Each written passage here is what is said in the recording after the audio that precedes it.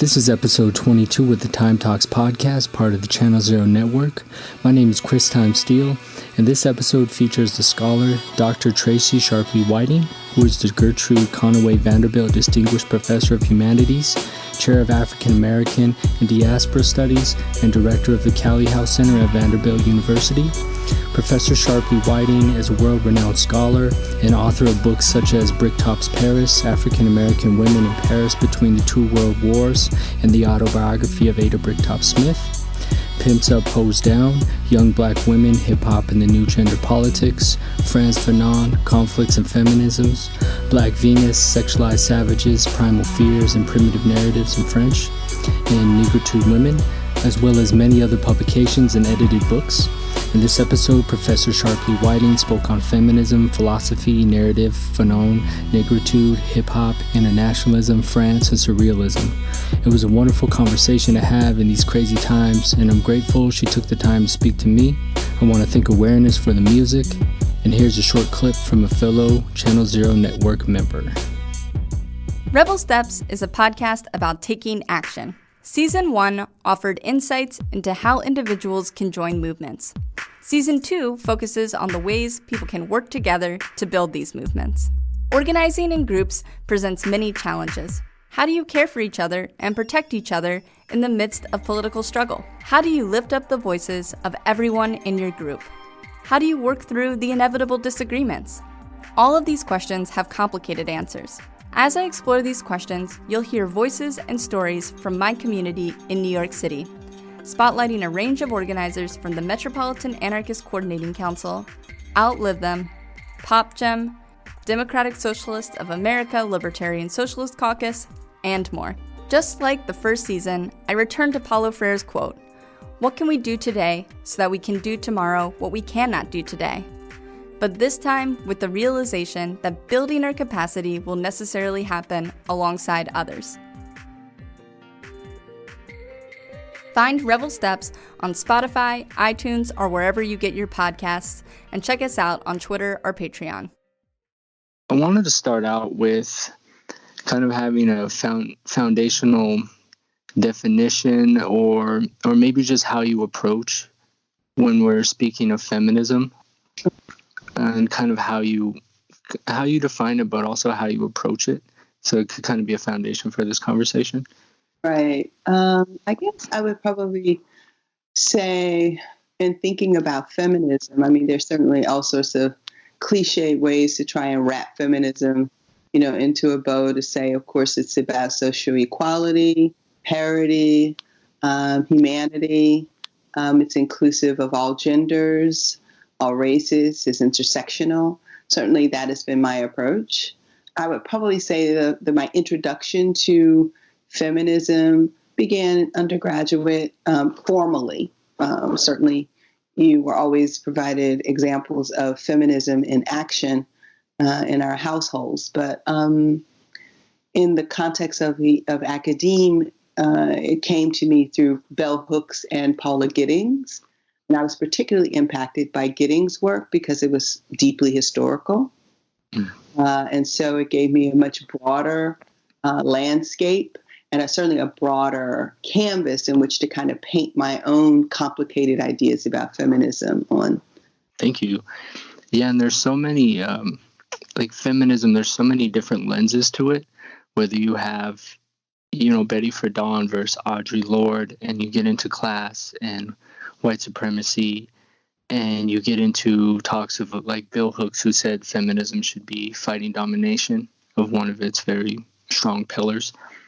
And you also break down feminism into other terms, like you had lit crit feminism, and you talk about colonial feminism. I was wondering if you could break open those topics a little bit more.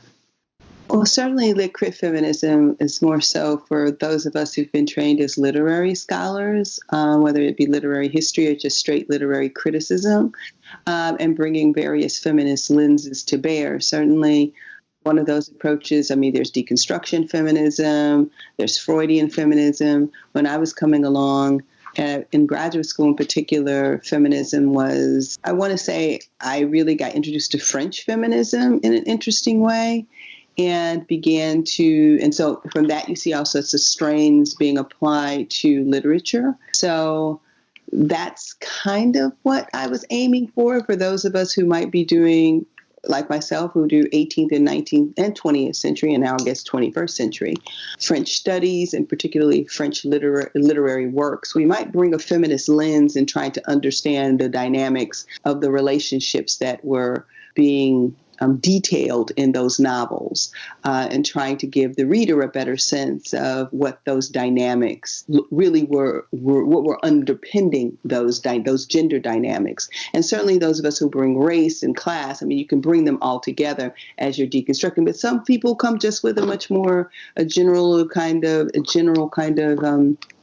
gendered perspective without looking at the complications of race and class when they're thinking about feminism. So that's kind of the lit crit feminism. It wasn't a critique necessarily, because I do lit crit feminism. It was a way in which to try kind of frame up what some of the, I guess, the ways in which feminism can be compartmentalized even more. With respect to colonial feminism, naturally, again, we're dealing with a kind of feminism which might have been developed in the context of the colonial enterprise, in which the lens is not necessarily a progressive lens, but one in which continues to see certain bodies as more valuable than other bodies, and continue to kind of think about women in terms of hierarchy, even as one can be arguing for social equality for women in general. But of course, the category of woman is a very exclusionary category in that framing of colonial feminism. At least that's what I was trying to get at. Sometimes folks don't even know that they're participating in it. Yeah, kind of how colonialism compartmentalizes people and like the deeper roots of that. So that's where you were going. Okay. Yes, exactly. So, I mean, yeah, so that was really my approach with the colonial feminist kind of critique. Because, you would have some women writing about women, and it would appear quite progressive, but then you would realize, well, they're only talking about certain kinds of women. I mean, these are the kinds of critiques that happen when people talk about power feminism in the 80s, which continues to kind of percolate. I was just reading a fascinating article in the New York Times on these various, I want to say they're not salons, but they're clubs, women's social clubs. And one in particular was called, I think it was called Wings.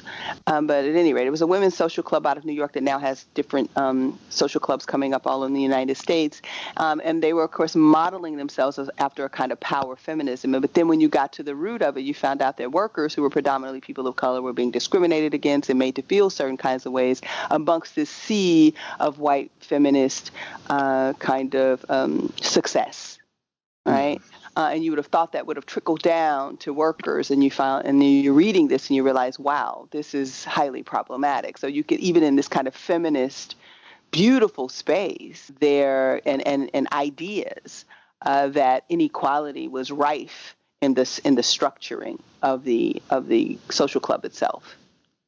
It's like white supremacy and class issues were still reproducing themselves. Absolutely. I mean, at least from the interviews that had been conducted, yes, it was clear that women could not kind of they were not able to work themselves around certain privileges, certain entitlements. Indeed, they began to treat those women who were working in the staff workers as their servants, and kind of an interesting, so it's a very Miss Anne dynamic being set up. And certainly that wasn't the intention of those who founded the social club. It's certainly not the purpose, and probably even the intention of those who are there, but there's a certain entitlement and privilege that comes along with when you're entering that kind of space and believing that people are there to serve you, not necessarily that this is a space of women's empowerment.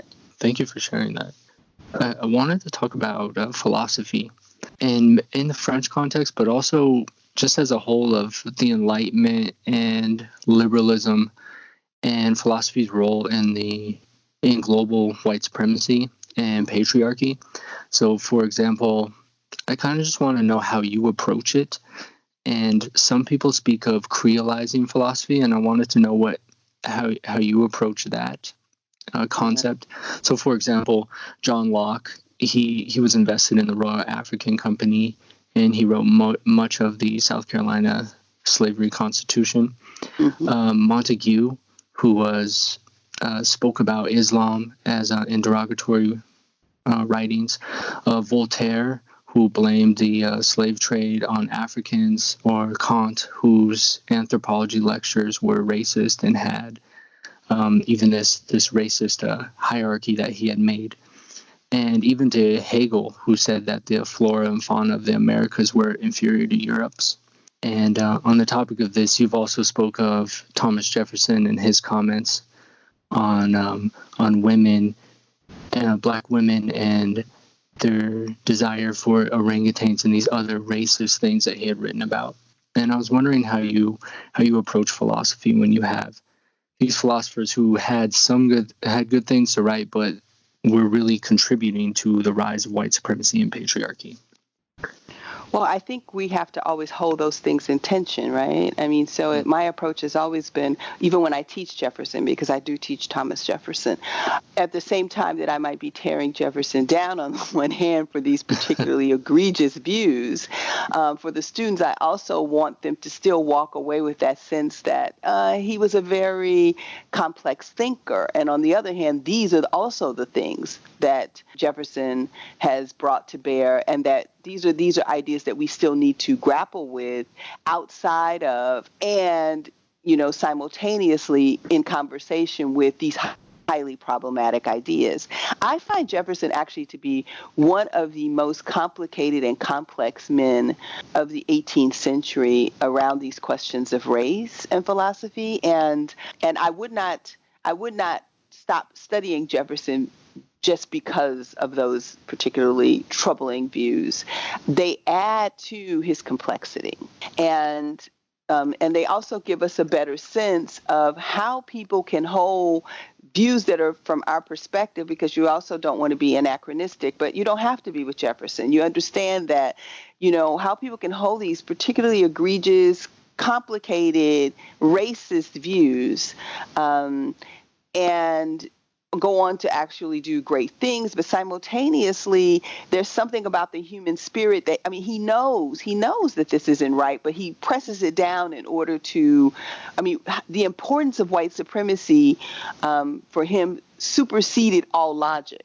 And so when you're talking about the age of enlightenment and the age of reason, it really calls into question this whole framing of that narrative. And so for me, people like Hegel, who also, of course, did not believe that, we love his dialectics, but who also, had certain things to say about Africa.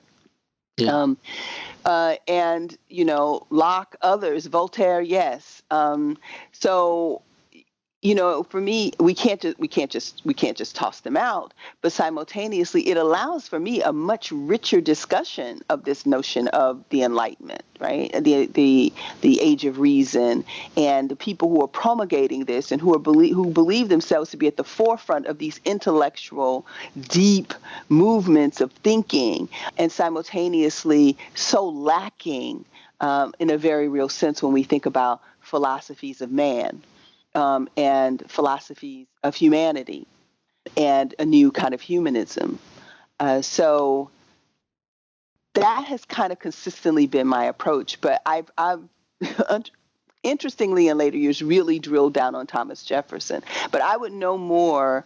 For me, I think when we think of a person like Abraham Lincoln, another one who I study, who has his own ideas around race, certainly that don't square with our vaunted idea about Abraham Lincoln. So, these are the ways in which we have to deal with extremely complicated figures who bring something to bear, but simultaneously allow us to have a very rich discussion about the importance of white supremacy to these individuals. What was at stake?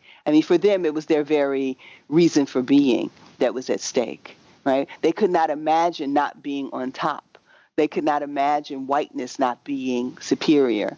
What room for discussion do these blind spots allow us to enter?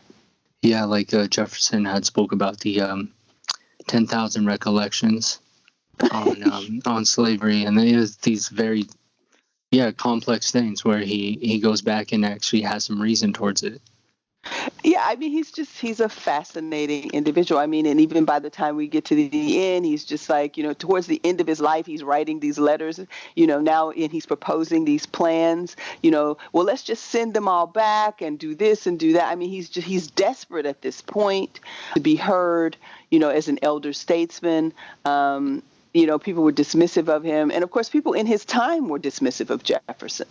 So I mean, there's always this argument about people being men and women of their time. Yes, on the one hand, but there were always those individuals who challenged those particular views. And this is what makes the complexity, again, so rich, and the ways in which you can take it apart, because that kind of logic itself is a flawed logic that we just have to leave them alone because they were people of their time, when in fact people of their time, not all of them had held the same views. Thank you. Mm-hmm. So I wanted to ask you about narrative. Your writing has a strong narrative, and I feel that's what makes it reads so easy, and it's fun to read, and you learn a lot. So I wanted to know how. Oh, no, thank you. I love it. How important is narrative in your writing, and how do you navigate working with narrative? Oh my goodness. Narrative is extremely important in my writing because, one, I like to think that I try and draw off of various historical traditions with respect to the narrative so that it can be, I mean, there are certain texts that I wrote at a certain point in which certainly narrative framing is there, but simultaneously just the readability, the writing, the ways in which you're telling a story. And so it's a kind of framing of a narrative within a narrative so that it becomes highly readable. And students, others are able to see the story unfolding. So for me, it's extremely important. And I like to think, again, that I'm drawing off some of the best historical traditions in that writing. I mean, I loved, for me, David Levering Lewis's 2 volumes on Du Bois. What a beautiful framing of narrative. Mm-hmm. The story was incredible. So when I think of Annette Gordon-Reed's work, a legal historian, and so in others, again, in her framing of Jefferson's story with respect to the Hemings family. So for me, narrative is, and part of that I suspect also as a literary, more of a literary historian, narrative is what I was trained in. It drives me, right?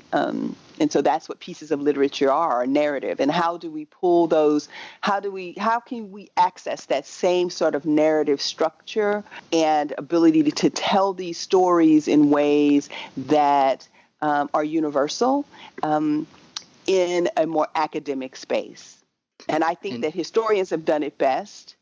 I think that literary people are not necessarily, I mean, we're very steeped in theory. Yeah, but like the narrative you use, and it really grabs people, and I feel people really resonate with stories and narrative, and that's what makes it so appealing. And on top of that, you also write murder mysteries. And the second half of your book, Bricktop's Paris, is kind of, I feel, an example of that, but it's also a mixture of everything that you do. And you turn that into a biomythography. Can you speak about how, using your imagination mixed with the archives and all those, like what are the benefits of those, and are you going to continue going down that path? Again, it was, as you noted, I was drawing on the archive, right? Because that's the first part of the book. And I was also then drawing on literary narratives, murder mysteries that I found particularly the ways in which they were framed fascinating and wanting in some respects to emulate, because there is always a method to people's to various genres. So that was genre fiction. So what does it need to be, right? It needs to be fast paced. It needs to keep the reader, engaged. You need to show more than you tell. You need to have a climax. It has to be a mystery. And so, I definitely plan on continuing down that path. I have other murder mysteries that are more contemporary, a couple out, in which the detective, quote unquote, the detective is actually an academic, a Black woman academic, and she is of course, located at a university in Nashville called Astor University, but she spends her time in France. And so most of the murdering and the mystery solving is going on in the context of France, and so on an international stage. So we kind of get a flair, kind of Black cosmopolitanism in there that I wanted to kind of get across with those works. I do intend to perhaps write a follow-up to the Bricktops murder mystery, just because I find the era so lively. And I find her to be a particularly fascinating character study, one that I could kind of develop and roll with. As I say in the foreword, that there was something about her that reminded me of my Mississippi grandmother. And so in the way because I actually, doing the archival work, I was able to not just read her letters, but to hear her voice, right? To hear her tell parts of her story. And from that, I got a sense of being connected to her in a way that allowed me to use her as a vehicle for a murder mystery. And so I will definitely probably continue with that. And of course, at this point in my career, you can just about write anything. So, free from the constraints of tenure and promotion. So, yeah, that's awesome. So my next question is a more personal one. I was wondering if you'd be willing to speak about your upbringing and what radicalized you, or kind of when you first noticed something's just not right here and you started to look deeper into society and through like hegemony. Well, I write a little bit about my upbringing in the Bricktops Paris book. I was raised by my father primarily, but with the help of grandmothers, and so I had definitely women modeling certain behaviors for me, but I was being raised primarily by a man. So that was an interesting dynamic coming up, just because I was kind of the odd person out amongst my peers who, if their parents were divorced, they were typically with their mothers, but I was with my father. So who, of course, had his own ideas about ladylikeness. I mean, he's the one who sent me to charm school, right? I mean, not to say that a mother wouldn't, but he definitely was, invested in a certain idea of girlhood. And so in many ways, the moments that but there were always these moments where I would be sitting at a table with one or two of my grandmothers, grandmother, great-grandmother, or my grandmother on my mother's side of the family, and my aunts, in which you would really see, I would probably say it's the Mississippi side, where I really saw a kind of radicalism in practice, because my grandmother, my maternal grandmother, was very, very vocal and sassy in a way that my paternal grandmother was a much more subdued, certainly a woman who made her way about in the world, but my Mississippi grandmother had a lot more mouth on her.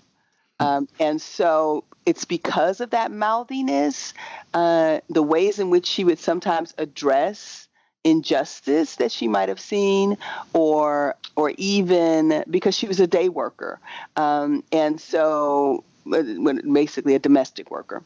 And so her ideas about what was going on in white people's homes, what she would tolerate or find acceptable, it gave me also a glimpse into the white world and those differences about what's permissible and what's not permissible, and how, despite narratives of kind of Black depravity or pathology, those families, for me, represented a kind of dysfunctionality by virtue of them having a certain class standing and access to money and entitlement that allowed them to run roughshod over what my grandmother felt was a kind of sense of decorum. And so her critiques were very powerful about difference, about child rearing, about what girls should and shouldn't do, and how girls should have a voice. And just very critiques of capitalism, and certainly in various kind of structures in that way. So I found those kitchen table talks, which most people can relate to, very powerful and instructive to my grandmother. But I also found my father's very kind of methodical approach to grooming me as a certain kind of woman, independent, outspoken. He never attempted to corral me in a certain way. He always tried to help me find my niche going along the way, but giving me plenty of freedom and space to explore who I was and who I was going to be. He was a very involved parent, right? He would always be the only dad up in the room at these, parent-teachers conferences. So for me, that kind of behavior, what that model for me is the ways in which you have, a Black male insurgency and presence in these very fascinating feminine spaces as he's raising a daughter and making a claim to be able to, how he should too be able to have a voice in this. And so I had fascinating differences in my upbringing that were very much important in forming me into the person I've become. That's awesome. Thank you for sharing that. Mm-hmm. And your uncle George Webb, he was a Marxist humanist, and he organized workers in North Philly as well. Yes, he did. He did. A long time ago. It's like ages ago, but yes, he did. He was the first one who kind of introduced me to Fanon, and certainly to this idea of Marxism. It's very complicated to me, but he certainly was laying it out there. He was the one who took me to protest, the nuclear arms, treaties and et cetera, in New York. We would ride the bus from Philly to New York to get there to join protests. So, yeah, he was quite a kind of radical presence and an intellectual presence at a very young age. So, no one else was talking about Fanon, but he was talking about politics and Fanon in a very different kind of way. The politics that were going on at the kitchen table and even with my father were certainly a radical kind of politics because they were very much about equality. But his was also one rooted in a more, I want to say, an academic kind of understanding of social inequalities so that he could point me to literature.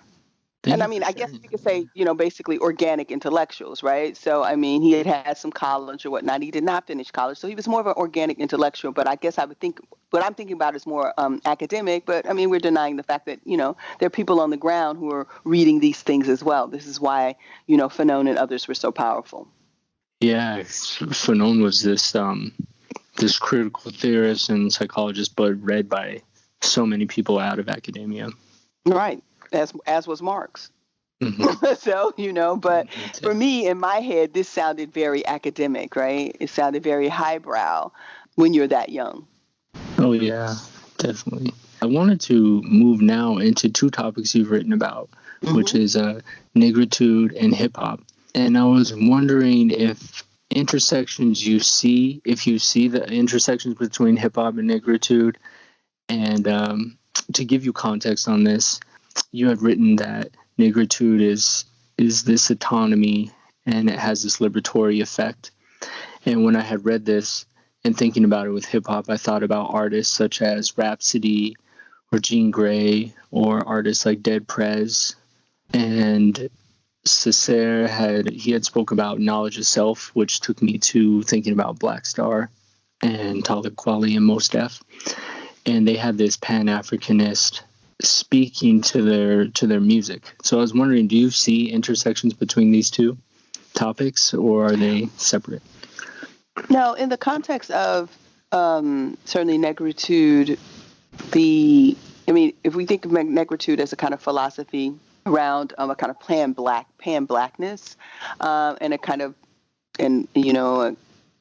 organizing itself around, Black diasporic movements and cultures, Negritude certainly fits neatly into that philosophy as a diasporic movement, as a diasporic culture, hip-hop culture. So, no, I do not see them as somehow disconnected at all, but certainly connected in that real way. And about kind of vaunting Blackness, or certainly even critiques around how, the Black diaspora is being subjected to, whether it be colonialism, imperialism, anti-Black racism in the United States, in Africa, wherever. So yes, they work hand in glove. Now, of course, we have various facets. I mean, you've mentioned artists that are considered much more progressive, right? But we know that hip hop culture also has another side to it, which is part of what I was exploring. Yes. But in general, if we're looking at a broad kind of definitions of negritude as being a kind of fully embraceable idea about Black diasporic cultures and movements, and hip hop fitting neatly into those movements, into the idea of movement and cultures under the broader umbrella of a kind of negritude, works perfectly. And certainly, but I have to say, when I wrote the Negritude Women book, when I was working through the archives and thinking about negritude, I was not thinking about hip hop. But it's an interesting way in which one thing can kind of lead you fascinatingly to another. So there maybe subconsciously one understands they're not disjointed in the sense of we look at someone's kind of corpus of the development of their scholarly or intellectual thinking. They're clearly linked, but that's not how I got to them, Mm-hmm. Right? I got to negritude via and I got to hip hop via feminism. Definitely. And I was just going back through all your work, and it just seemed so that there could be a connection that could be made there. Going absolutely. And that's actually a very smart connection you just made. Oh, thank you. Yeah, I've done some shows with Talib Kweli, and I've spent a lot of time with him. I've learned a lot from him. And being on top of that, hip hop has it brought for me like a tool for political vocabulary, and it served as an educational platform for me because do you remember those Read posters, and they would always have a celebrity? Right. On them. So a long time ago when I was young, there was a KRS-One in my middle school, and he was holding Walter Rodney's book, The Underdevelopment of Africa. So I had got this book from the library when I was like in middle school, and I couldn't handle that book at all. I couldn't understand it. But it gave me this foundation of actually thinking deeper. And then when I was in high school, I was listening to Dead Prez, and they were speaking about Nat Turner. And my teacher didn't know who Nat Turner was and kind of told me he didn't exist. And that led me to the library again. And then I learned about Nat Turner, and this gave me a way deeper educational platform and helped me kind of see through propaganda I was being given in my history classes. So that's what hip hop really had for me, of truly understanding society and white supremacy and history. You speak about how hip hop has often become this scapegoat for U.S. society. And I was wondering if you could speak about how hip hop has or hasn't changed since you released your book, Pimps Up, Hoes Down, and some current reflections you have on the topic. Well, I think the landscape, it changed a great deal from the time I wrote that book when it was published in 2007. And today, I think you have... I don't think people are pointing to hip hop culture as the reason why anymore for whatever sorts of pathologies they're seeking with youth culture. I think it's no longer the scapegoat in the way that it was when I was writing, and even earlier. I do think some artists have taken heed. Now you still have your subset, and other issues that have cropped up. But what I am fascinated by in hip hop today is the presence of women. And I think, and it seems like the platform is larger than it was when I was initially writing. I think we can still argue that hip hop is still a boys' game in a fascinating way. But I do think that women have made some inroads, built, of course, on the labors of previous generations of female hip hop artists. But it seems that I think social media has helped fueled a kind of larger presence than I can recall. And certainly that I'm sure those artists from, your yesteryear would probably, could probably articulate even more clearly in the way in which it was very difficult for them to forge a space. But once they opened up the space, these women kind of were able to, run through or funnel through, or however the few still there. But if they feel that they're, I'm thinking of Megan Thee Stallion, I'm thinking of Cash Doll, I'm thinking of, Tokyo Jets and, Saweetie and, and there are a number of others. I'm probably, of course, Cardi B and Nicki Minaj, but and just a number of others that I can't recall off the top of my head. So I think we're living in a fascinating moment. I think that, Lil' Kim helped open the door for some of the more risque, stylized artists. You can definitely see her impact, as well as Foxy, but definitely Kim. And so I'm just kind of watching that. And it actually feels, for me, much more empowering than it did maybe 10 years ago for me, 13 years ago when I was first writing Pimps Up, Hoes Down. So, and the ways in which women, it's not that women weren't speaking back then, they were. I just think that the script was so narrowly defined. But these women seem to have a broader script that they're working from. Yeah, and it's so really that interesting. For me is what I find fascinating. So, yeah. Really thought about that because from 2007 to now, there's been so much change, especially with women in hip hop. And it's interesting what you say about Lil' Kim. I was watching an interview with her on Talib Kweli's podcast, and she was speaking about when she was making music, she had feminists from both sides attacking her, or some were attacking her and then some loved her. And she was confused about what actually feminism, what it was trying to convey to her. But then she was also speaking about how the LGBT community reached out to her so much and said that she saved their lives. And it was a really interesting conversation that made me think about your book. And and Kim, I've always been a fan of Kim. But I think we were so hung up on the bitch, whatever. But I think also we become a little bit coarser, with time.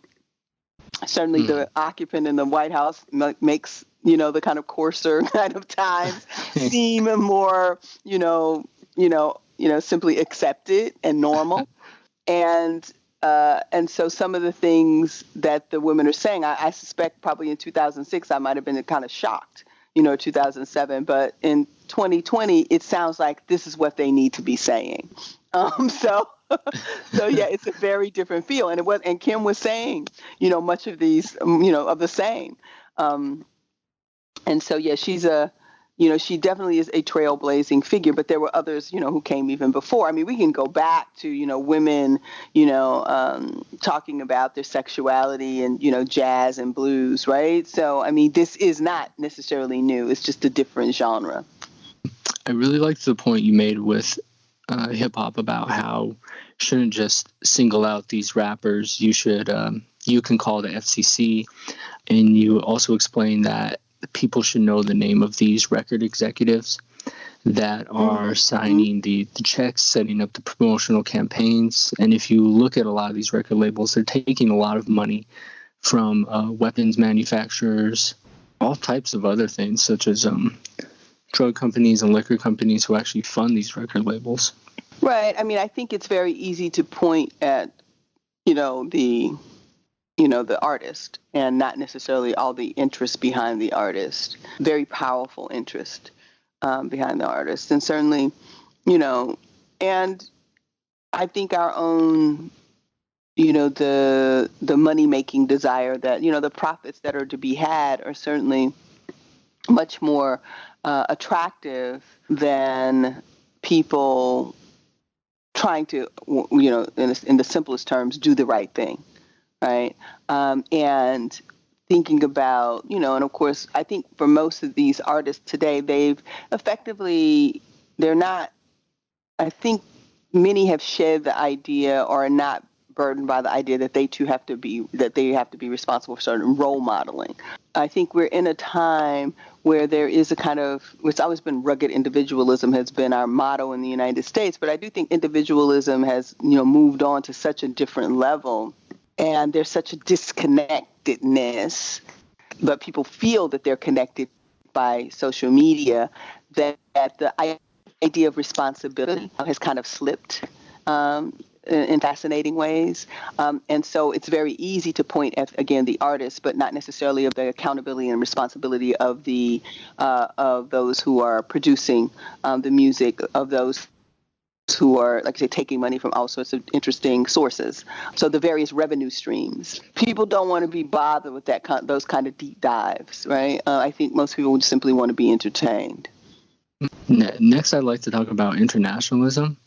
Mm-hmm. And during the First European World War, you write about how it brought French-speaking blacks into contact with African Americans, and this further globalized and brought this understanding of racial inequality and oppression. And I was wondering if you could speak about internationalism between African Americans and France. Right. Yeah, that was a particularly fascinating moment because you had, U.S. Soldiers in France who they were, of course, at the forefront of these contacts. And it wasn't, and of course, African Americans, once they were freed, were always curious about the world. It would appear from the literature, and even pre-emancipation. So, you had those who were born free, and of course, who were traveling. But in the context of France, I think in that particular moment, France was held up as a kind of beacon of equality and freedom. And so African Americans were especially drawn to France. And the French at that particular moment were especially drawn to, African American culture and people. They represented a different kind of blackness that wasn't for them necessarily black, right? It was shot through with all sorts of ideas about Americanism and what America represented. And so it was a heady time, I think. And I think the fascination continued throughout, post World War I, of course, interwar period, which is where I really kind of roam to my scholarship, and into the, 40s, 50s. And there became a certain awareness of how deeply implicated France was in colonialism and imperialism, but some African Americans were willing to turn a blind eye because they appeared to just be a gentler, more refined European colonial power, and they were certainly welcoming to them. But people weren't absolutely blinded by it. Those who fell in love with France, whether it be Bricktop, had her critique. She thought that France had changed with the Second World War after she went back. It wasn't the same. She was appalled by the treatment, the rising, what she then saw as a kind of racism. And certainly we know Baldwin had his critiques. Du Bois, had his critiques early on, although he was more forgiving, but later recognized how deeply implicated the French were. But I do think that France provided a fascinating stage for African Americans to work through and to meet others in the diaspora. Paris became this kind of epicenter of culture, so that African Americans they just weren't encountering French people or even just French blacks. They were encountering black people from all over the world. And in that moment, in particular, a kind of black internationalism was in formation. Not that the ideas of, we understand Pan-Africanism was certainly already in motion prior to that moment, but it appeared to be heady and full steam at that particular moment, and it exploded in a fascinating way that has led to wonderful scholarship since, globally. This whole dichotomy between France being a place that was less racist and inspiring, and as you mentioned, not a place where people were running away from America to, but going to actually grow and work on their art. And you see the first Pan-African Congress was in Paris in 1919. But at the same time, France had this racist policy, I think it was called Evolve, where... Evolue. Yeah. So they had this, and then you had, as you mentioned, Du Bois, who was more forgiving, but then changed. And then you also had Marcus Garvey, who was more, also in a way forgiving, but a little bit more critical. And I really saw in the narrative you were drawing was with René Morin, how René stepped in and kind of told Garvey, well, you can't just ignore all the colonialism that France has. Can you speak about these conversations that were going on? I think you already went into it a bit. Yeah, I think these are fascinating tensions, right? I mean, for African Americans and someone like, of course, Garvey, who is, of course, Jamaican, who arrives in the United States and, creates this fascinating movement, and he and Du Bois are constantly at loggerheads. And it speaks to the kind of tensions, and even in moments of political expediency, like Garvey and Du Bois were willing to forgive France of certain, racist practices because they didn't appear as harsh. Their rhetoric seemed less harsh. That they were about a civilizing mission, making people more French versus the kind of British, might is right that appear brutish in the tradition of the American kind of way of a kind of brutishness. So I think the softer touch exoticism and, that was working in France, blinded many of these leaders, or maybe, again, it might have just been simply political expediency that allowed them to continue to kind of vaunt France's morals and its, principles around, the rights of man, et cetera, in a certain way. I think Morin's critique was a very fascinating one because, he too was quite enamored with France.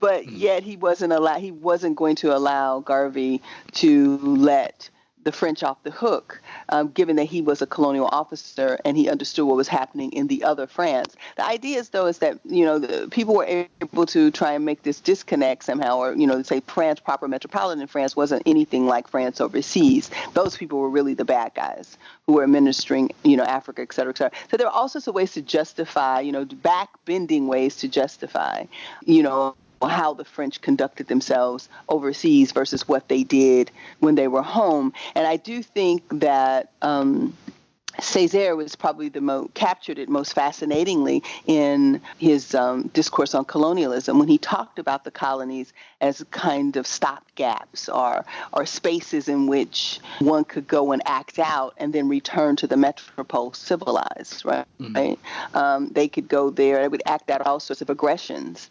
And so in many respects, that's what they were used for, and in the most barbarous kinds of behaviors, at the same time discussing or upholding this notion that they were civilized. So I do think that for African Americans, though, when you're running from or leaving, whether it be you want the best education with respect to painting, France, Paris was the epicenter of that. Opera, someone like Madame Lydia Navanti, you were not allowed to sing in certain spaces in the United States because of racism. So in France, there were no barriers to that. Right, you could rise as high as your voice would take you. So, when you've left your country in a kind of short term or longer term exile in search of something better, and you understand that there's the racism there is naked and murderous, and and just for someone attempting to be treated like a human being, France appears to be a safe haven, and it was. Right? If you are just walking down the street in nice clothing and all of a sudden someone wants to, take you off, and beat you down, and there's no recourse for it in the courts of law, then wow. I mean, in France, where you're not going to be accosted by anyone, where you don't have to step off the sidewalk, where you don't have to lower your eyelids, it was a different space. And I think people have to be a bit more forgiving of the romanticization of France at that particular moment for African Americans, given what they were up against in the United States.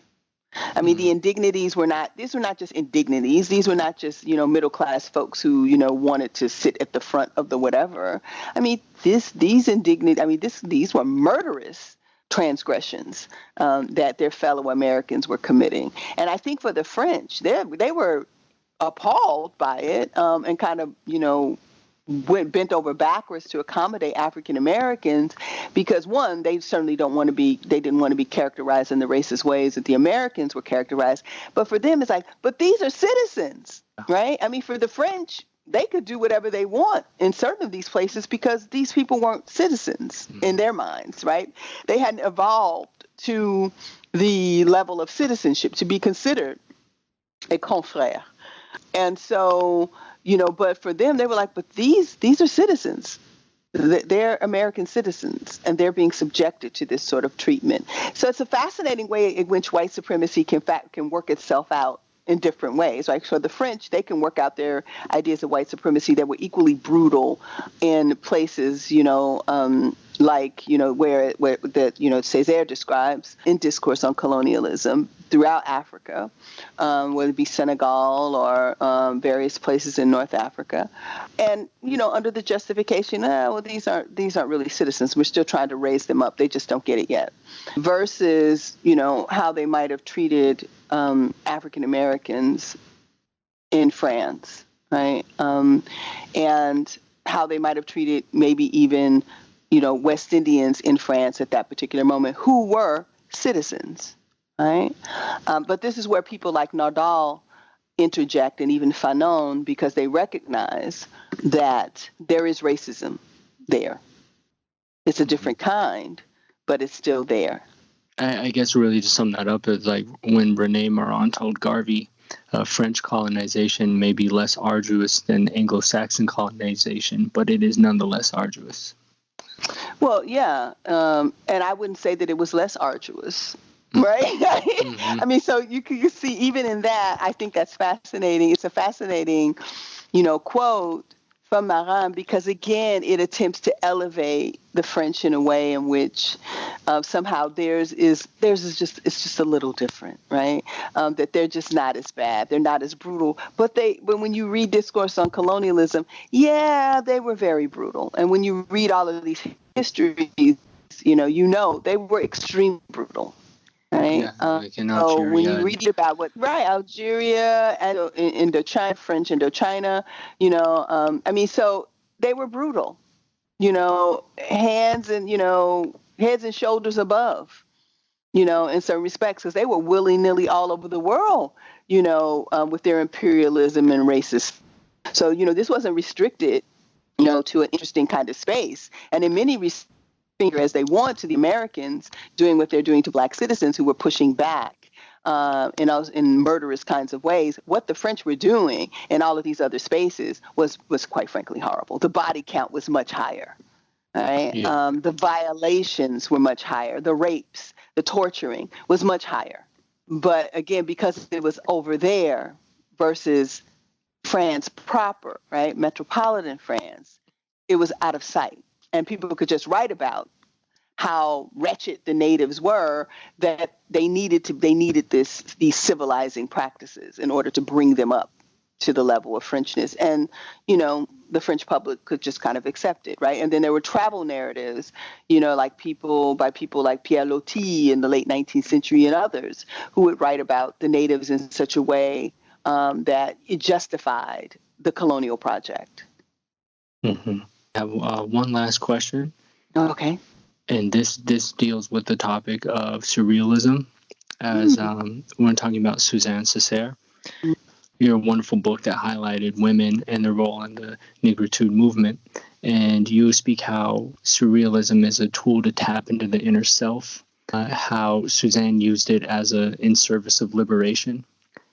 And I really liked the story you told about with Trapiki, where they were threatened to be shut down by the Vaiki, and they did a sort of deterrent on the letter that they had received from the authorities. Mm-hmm. If you could kind of just speak on this topic of surrealism and liberation. Right. I think, surrealism was an interesting moment in time and movement in the 20th century that, Breton was, one of the primary, founders, and he drew a great deal of his thinking about surrealism and liberation and the idea of man being, weighed down with all of these, with the burdens of, of the world in a certain kind of way, and needed to be liberated from that, from Freud. Although Freud, of course, found no relationship between surrealism and psychoanalysis from his perspective. He thought that they were just an odd lot. But nonetheless, yeah, I mean, he just wrote them back and said, I absolutely see nothing here. And so, idea of the unconscious, right? Tapping into the unconscious to, write art and to draw and to paint, et cetera, et cetera. That was part of surrealism. With respect to Black folk, when there were Black surrealists that had already, that were already kind of on the move. But once Breton arrives in Martinique, of course, he meets the Césaires and René Ménil and others, and he immediately, which he was prone to do, adopts them as surrealist.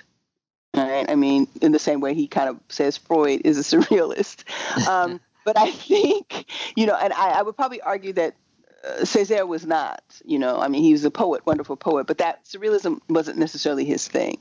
I think Suzanne Césaire really saw it as a way in which the idea of the primitive, turning this notion of the primitive on its head is not a negative, but a positive, a return to the self. And applying those kind of surrealist principles to account for difference. I think that's the way in which I think she was kind of light years ahead of others in the value she saw in surrealism and its applicability to the plight of oppressed men and women, particularly Black men and women in a place like Martinique. And so I think she was a major proponent versus Césaire in that particular moment. I think he flirted with it, found it interesting. But it was not necessarily, at some point Césaire was moving towards, a kind of communism, Marxism kind of, critique versus her surrealist kind of tendencies that were coming through. And of course, she wasn't an artist. She wasn't a poet or whatnot. She was a writer. And I think she did a fairly good job of articulating the surrealist principles in a way in which others could read and see. So, yeah, with respect to liberation for them, it was a vehicle like other theories at the time that were kind of circulating about that could be used in the service of liberation. I think what they enjoyed most about surrealism is the same thing that they enjoyed from some of these writers who were re-engaging Africa in a different way, right? Who were telling them that effectively that Africa was not this wasteland, right? Was not a dark continent. So these were other travelers, right? That surrealists that seemed to kind of pair well with surrealism, right? And looking at African, the notion of the primitive, and how it actually is a source of liberation, right, of the mind, and for one to kind of draw and think in ways that were highly complex and liberatory once freed from the technologies of the day. Mm-hmm. All right. Take care and good luck. Okay. All right. You too. Stay safe. All right. Yes. Mm-hmm. Bye. Thank you. Bye-bye. Thanks for tuning into the Time Talks podcast. It's part of the Channel Zero Network. That was Dr. Tracy Sharpley-Whiting. Please support her work. Check out her new books. Check out her publications. Listen to some of her speeches and talks on YouTube. Please support awareness in his music. If you can, rate the show, share the show. Have a good one.